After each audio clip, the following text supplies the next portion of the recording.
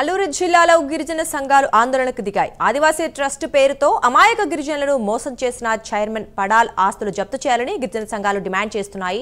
Trust ముసుగులో 100 కోట్ల రూపాయలు వసూలు చేసినట్లు ఆదివాసీ గిరిజన సంఘం అల్లూరు జిల్లా అధ్యక్షులు బోనంగి చిన్నయ్య పడాల్ తెలిపారు. చైర్మన్ ఆస్తులను జప్తు చేసి ట్రస్ట్ వల్ల నష్టపోయిన గిరిజనులకు పంచాలన్నారు. ట్రస్ట్ బాధితులకు ఆదివాసీ గిరిజన సంఘం అండగా నిలుస్తుంది అన్నారు. నా పేరు బోనంగి చిన్నయ్య పడాలు. ఆదివాసీ గిరిజన సంఘం అల్లూరు జిల్లా గౌరవ అధ్యక్షుల్ని. ఇటీవల కాలంలో గిరిజన ప్రాంతంలో ఆదివాసీ ట్రస్ట్ పైన వస్తున్నటువంటి ఆరోపణలు నిజం చేయాలని చెప్పి ట్రస్ట్ చైర్మన్ని మేము విజ్ఞప్తి చేస్తున్నాం.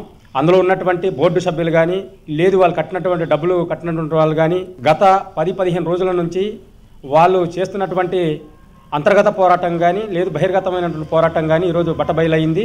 అందుకోసం దరిదాపులు వాళ్ళు ఒక్కొక్క ఐడి 12,200 రూపాయలు కడితే నెలకి 3,000 చొప్పున 7 తరాలు డబ్బులు వస్తుందని చెప్పినటువంటి మాట వాళ్ళు చెప్తున్నటువంటి మాటే. అందులో భాగంగానే దరిదాపు 100 కోట్లు వసూలు చేసామని చెప్పేసి చెప్తున్నారు. అయితే మేము అడుగుతుంది ఏంటంటే, ఆదివాసీ ట్రస్ట్ చైర్మన్ ఇటీవలి కాలంలో కానీ లేకపోతే గతంలో కానీ నేను 250 రూపాయలు కట్టి సభ్యత్వం మాత్రమే నేను తీసుకుంటున్నాను, ఏ రకమైనటువంటి వాళ్ళ దగ్గర డబ్బులు తీసుకోలేదని చెప్పేసి అన్నటువంటిది ఆదివాసీ చైర్మన్ ప్రకటించాడు. అయితే మేమేం అడుగుతున్నామంటే, దరిదాపు 2,30,000 మంది అని చెప్పిన మాట అయిందే. 2,30,000 ఇంటూ 12,250 సభ్యత్వం అనుకుంటే దరిదాపు అదే 75 కోట్లు.